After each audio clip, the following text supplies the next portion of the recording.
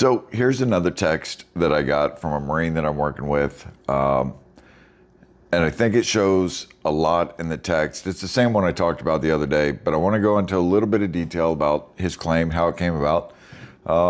We started talking, it's a friend of mine. We started talking in probably late October, early November about this claim. He's making a knee claim and a feet claim.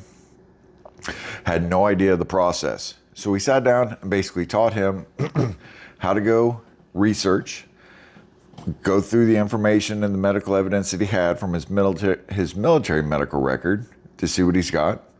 And then, understanding that he needed current symptoms. He's got the symptoms. He's had the symptoms since like the 90s when he hurt his knees when he was in. But the evidence, again, VA needs current diagnosis, current symptoms, and a nexus. So he's got the current diagnosis through an MRI that he got, but he started going to physical therapy. And the great thing about this is when veterans start to look at their stuff and they want to make a claim and they need their information to be current, it gets them back into the doctor and it gets you back into treatment. It's easy to look at things and go, I've just been suffering with this for 20 years and whatever. No, so he was able to get in and he spent a few months with the physical therapist and then took the Nexus package that we gave him. And he went in and he asked the physical therapist, can you write, me a Nexus letter? Here's what I'm trying to do. I'm trying to make a claim. He gave him the pertinent evidence that he had from his military medical record. So the cool thing is part of the Nexus letter is the doctor needs to review pertinent medical information that pertains to your claim. And they need to put that in the Nexus letter. So he took the Nexus letter package, physical therapist wrote it. He is seeing the same symptoms now that this Marine had when he was on active duty. So he writes this beautiful Nexus letter. And then we talked about, okay, cool, you've got that. He went in, saw the podiatrist, got his feet looked at again. So he's got all current evidence, which now matches the same evidence that he had back when he was in. And then we talked about how to organize it. So he went in, he put his Nexus letter first, he put his personal statement next, and then his medical evidence, chronological, highlighted, date, doctor, diagnosis, and one or two sentences or symptoms.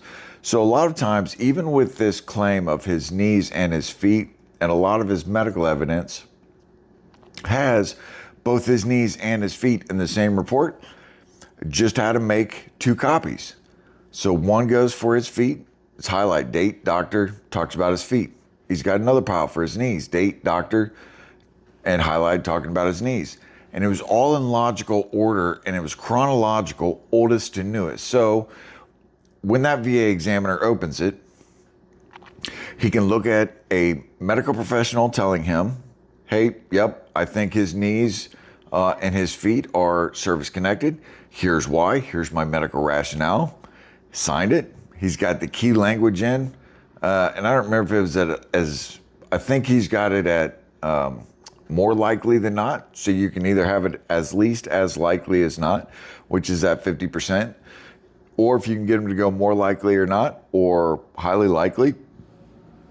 So he's got the key evidence and the key language that he needs. And then he put his personal statement. So again, first thing the rater is going to see is a doctor telling me that, he thinks that it is connected to military service. Then he's got this Marine's personal statement that talks about how his knees and his feet affect his personal and professional life. Right? Again, writing personal statements is powerful because it is your time to talk to the rater without ever talking to the rater. So you want a personal statement to be very powerful. So when they look at that, they go, damn, man, I'm glad I don't have that condition. I'm glad my knees or my feet or my neck or my back or whatever doesn't hurt like that. And then he's got the medical evidence put chronological. So again, everything makes sense.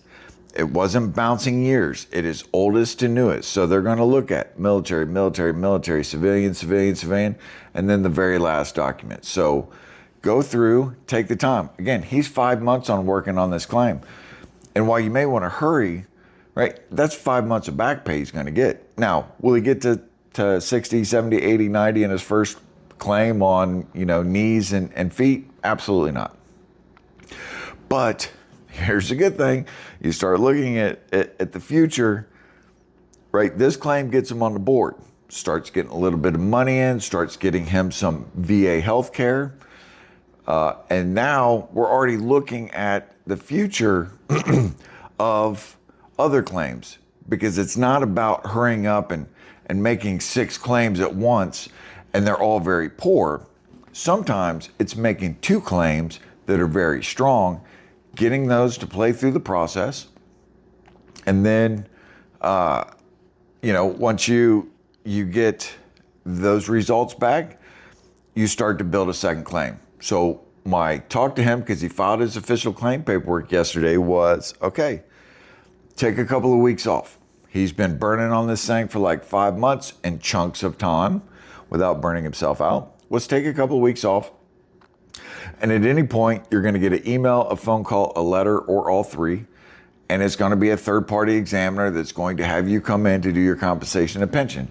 When you get that letter, go back, look at the disability benefits questionnaire so you can see the questions that they're going to ask before they ask, so you can answer them with the symptoms and everything they need.